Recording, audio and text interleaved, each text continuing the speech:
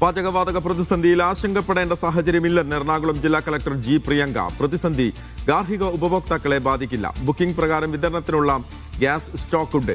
Single cylinder ഉടമകൾക്ക് പ്രഥമ പരിഗണന നൽകും. ആശുപത്രികൾ, വിദ്യാഭ്യാസ സ്ഥാപനങ്ങൾ, ചിൽഡ്രൻസ് ഹോമുകൾ എന്നിവിടങ്ങളിൽ പാചകവാതകം ഉറപ്പാക്കും. കരിഞ്ചന്ത ഉൾപ്പെടെ തടയാൻ നടപടി സ്വീകരിക്കുമെന്നും കളക്ടർ വ്യക്തമാക്കി.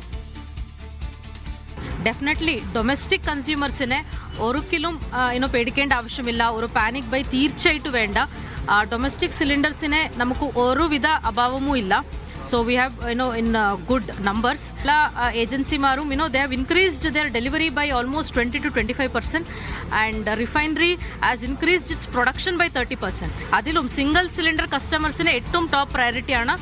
And also at commercial side, hospitals, educational institutions, adhe madri social justice institutions in parnal children home avate, old age home avate, avarkonnu idavan pogilla priority li commercial aitulla idu avarku kuda kittunadayirikkum.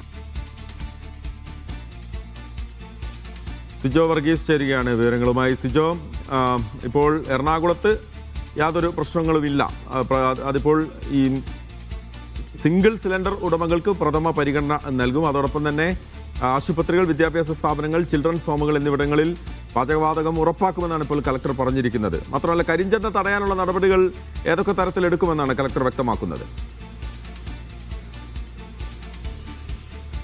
Mahesh, എറണാകുളത്ത് പ്രശ്നങ്ങൾ ഇല്ല എന്നല്ല, ആശങ്കപ്പെടേണ്ട സാഹചര്യം നിലവിൽ ഇല്ല എന്നുള്ളതാണ് collector വ്യക്തമാക്കിയിരിക്കുന്നത്. അതായത് ശരാശരി പ്രതിദിനം ഏതാണ്ട് 7000-ഓളം ബുക്കിംഗ് ആണ് നിലവിൽ ഇത് ഉണ്ടായിരുന്നത്. പക്ഷേ അത് വർദ്ധിച്ചിട്ടുണ്ട്, 12,000 വരെ ഉയർന്നിട്ടുണ്ട്. പക്ഷേ അത്തരം കാര്യങ്ങളും അങ്ങനെ ഉയരുമ്പോഴും, ബുക്കിംഗ് ഉയരുമ്പോഴും ഇതുമായി ബന്ധപ്പെട്ട് മറ്റ് ആശങ്കകളൊന്നും തന്നെ നിൽക്കുന്നില്ല. കാരണം നിലവിലെ സ്റ്റോക്ക് പ്രകാരം സമയബന്ധിതമായി തന്നെ ഗ്യാസ് വിതരണം നടത്താൻ സാധിക്കും എന്നുള്ളതാണ് ഒരു നിലവിലെ ഈ യോഗശേഷം എടുത്തിരിക്കുന്ന ഒരു തീരുമാനം. അത്തരത്തിൽ ഒരു വലിയ ത്തിലാണ് നിലവിൽ ജില്ലാ ഭരണകൂടത്തിന് ഉള്ളത്. ഒപ്പം തന്നെ ചില കാര്യങ്ങൾ കൂടി പങ്കുവെക്കുകയും ചെയ്യുന്നുണ്ട്. ഈ റിഫൈനറി ഉൽപ്പാദനം ഏതാണ്ട് 30% വർദ്ധിപ്പിക്കുകയും ചെയ്തിട്ടുണ്ട്. ഗ്യാസ് വിതരണം ഏതാണ്ട് 25% വർദ്ധിപ്പിക്കാനുള്ള തീരുമാനവും നിലവിൽ എടുത്തിട്ടുണ്ട്. അതുകൊണ്ട് തന്നെ ഈ ആശങ്കപ്പെടേണ്ട ഒരു സാഹചര്യം നിലവിൽ ഇല്ല എന്നാണ് പറയുന്നത്. പ്രധാനമായും ഗാർഹിക ഉപഭോക്താക്കളെ ഇത് കാര്യമായി തന്നെ ബാധിക്കില്ല. കാരണം സിംഗിൾ സിലിണ്ടറുകൾ അത് വിതരണം നടത്തുകയാണ് പ്രഥമ പരിഗണന നൽകുക.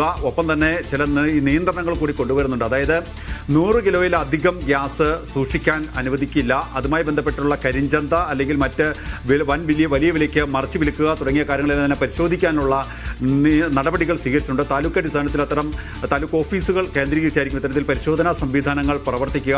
പ്രധാനമായും ആശുപത്രികൾ, വിദ്യാഭ്യാസ സ്ഥാപനങ്ങൾ, ആതുരാലയങ്ങൾ, ഹോസ്റ്റലുകൾ ഉൾപ്പെടെയുള്ളവ കൃത്യമായി പ്രവർത്തിക്കത്തക്ക വിധം അതുമായി ബന്ധപ്പെട്ട് ഗ്യാസ് വിതരണം നടക്കുന്നുണ്ടെന്നുള്ളത് ഉറപ്പുവരുത്താനുള്ള ഒരു തീരുമാനമായിരിക്കും ഇതുമായി ബന്ധപ്പെട്ട് സ്വീകരിക്കുക എന്നും കളക്ടർ പറഞ്ഞു വെക്കുകയും ചെയ്യുന്നുണ്ട്. എന്തായാലും ഇത്തരത്തിൽ ചിലയിടങ്ങളിൽ, അതായത് പ്രധാനമായും ഈ വിറക് അടുപ്പുകൾ ഉപയോഗിച്ച് വർക്ക് ചെയ്യുന്ന ഹോട്ടലുകളാണ് ഇപ്പോൾ നിലവിൽ നഗരപ്രദേശങ്ങളിൽ പ്രവർത്തിക്കുന്നുള്ളത്. മധ്യകേരളത്തിൽ പ്രധാനമായും നഗരപ്രദേശങ്ങളിലെ ഭൂരിഭാഗം ഹോട്ടലുകളും ഏതാണ്ട് പൂട്ടിയ അവസ്ഥയിലാണ്. കൊച്ചിയിൽ സംബന്ധിച്ച് കോർപ്പറേഷന്റെ സമൃദ്ധി ഇന്ദിര ക്യാൻറ്റീനുകളാണ് പ്രധാനമായും പ്രവർത്തിക്കുന്നത്. അത് വിറകടുപ്പുകളിലേക്ക് കഴിഞ്ഞ ദിവസം തന്നെ മാറുകയും ചെയ്തിരുന്നു. അവിടെ ന്യായമായ വിലയ്ക്ക് ഭക്ഷണം നൽകി വരികയും ചെയ്യുന്നുണ്ട്. മറ്റിടങ്ങളെ സംബന്ധിച്ച് പ്രധാനമായും ഹോട്ടലുകളിൽ ആശങ്ക തന്നെയുണ്ട്. ഏതാണ്ട് 2000-ഓളം ഹോസ്റ്റലുകൾ പൂട്ടേണ്ട ഒരു സാഹചര്യമാണ് എന്നാണ് ആ മേഖലയിൽ പ്രവർത്തിക്കുന്ന ആളുകൾ ഇതുവരെ പങ്കുവച്ചിരിക്കുന്ന ഒരു പ്രധാനപ്പെട്ട കാര്യം. എന്തായാലും ഇത്തരം ആശങ്കകൾ നിലനിൽക്കുന്നുണ്ട്. വിനോദസഞ്ചാര മേഖല, പ്രത്യേകിച്ച് കൊച്ചിയിൽ വ്യാവസായിക മേഖലയാണ്. IT പാർക്കുകളുണ്ട്, വിദ്യാഭ്യാസ സ്ഥാപനങ്ങളുണ്ട്, നിരവധി തൊഴിൽ ഇടങ്ങളുണ്ട്.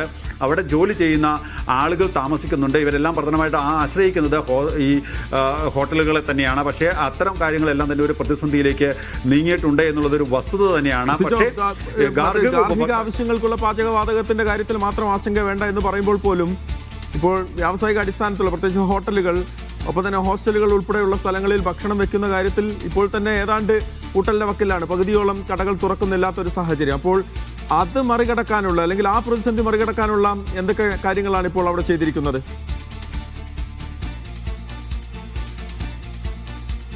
മഹേഷ്, ഞാൻ ആദ്യം സൂചിപ്പിച്ചതുപോലെ തന്നെ നിലവിൽ ഗാർഹിക ഉപഭോക്താക്കൾക്ക് കാര്യമായ ആശങ്കപ്പെടേണ്ട സാഹചര്യമില്ല. അതുപോലെ തന്നെ സിറ്റി പൈപ്പ് ലൈൻ പദ്ധതി അതിന്റെ ഗുണഭോക്താക്കളായിട്ടുള്ള ആളുകൾക്കും അവരുടെ വീടുകളിൽ ഗ്യാസ് എത്തുന്നുണ്ട്. ഈ രണ്ട് കാറ്റഗറിയിൽ പെടുന്ന ആളുകൾക്ക് കാര്യമായ പ്രശ്നങ്ങൾ, പ്രതിസന്ധികൾ ഒന്നും തന്നെ ഇല്ല. പക്ഷേ അപ്പോഴും മഹേഷ് സൂചിപ്പിച്ചതുപോലെ തന്നെ ഈ വാണിജ്യ അടിസ്ഥാനത്തിൽ ഈ സിലിണ്ടറുകൾ ലഭ്യമാക്കുക എന്നുള്ളത് തന്നെയാണ് ഒരു വെല്ലുവിളി. അതിപ്പോൾ ഏർപ്പെടുത്തിയിരിക്കുന്ന ഒരു നിയന്ത്രണം 100 കിലോയിൽ അധികമായി സൂക്ഷിക്കരുത് എന്നുള്ളതാണ്. അതുവരെ ഉപയോഗിക്കാം.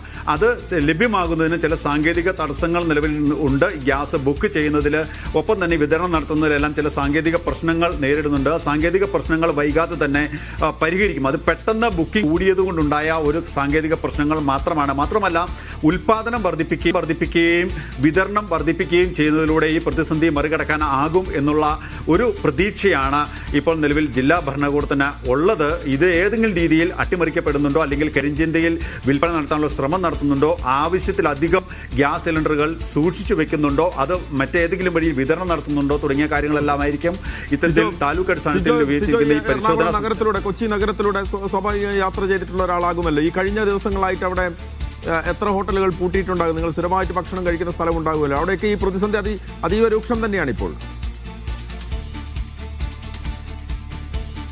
അത് ഞാൻ നേരത്തെ സൂചിപ്പിച്ചു. അതുപോലെ തന്നെ കാരണം നമ്മൾ പതിവായി കഴിക്കുന്ന, അതായത് നഗരത്തിൽ ഇറങ്ങിക്കഴിഞ്ഞാൽ പതിവായി കഴിക്കുന്ന ചായ കുടിക്കുന്ന ആ ചായക്കടകൾ പോലും പൂട്ടിയ അവസ്ഥയിലാണ്. മാത്രമല്ല വലിയ രീതിയിൽ ആളുകൾ എത്തിയിരുന്ന റെസ്റ്റോറൻറ്റുകളെല്ലാം തന്നെ വൈകുന്നേരങ്ങളിൽ ഏതെങ്കിലും ഒരു സമയത്ത് അല്ലെങ്കിൽ ഏറ്റവും കൂടുതൽ അവർക്ക് കച്ചവടം ലഭ്യമാവുന്ന ഒരു സ്ഥലം, ഏറ്റവും കൂടുതൽ ആളുകൾ വന്നു പോകുന്ന സമയം, ആ ഒരു സമയം കേന്ദ്രീകരിച്ച് മാത്രം ഈ ഭക്ഷണം നൽകുന്ന ഒരു തലത്തിലേക്ക് മാറിയിട്ടുണ്ടോ എന്നുള്ളതും ഒരു വസ്തുത തന്നെയാണ്. മാത്രവുമല്ല ഈ വ്യവസായ മേഖലകൾ കേന്ദ്രീകരിച്ച്, പ്രത്യേകിച്ച് IT പാർക്കുകളെല്ലാം കേന്ദ്രീകരിച്ച് ഇത്തരത്തിൽ പാചകവാതകത്തിന്റെ ക്ഷാമം വലിയ രീതിയിൽ ഉണ്ട്. ചെറുകിട കടകൾ ആണ് പ്രവർത്തിക്കുന്നത്. രാത്രികാലങ്ങളിൽ തട്ടുകടകൾ അടക്കം ഉണ്ട്.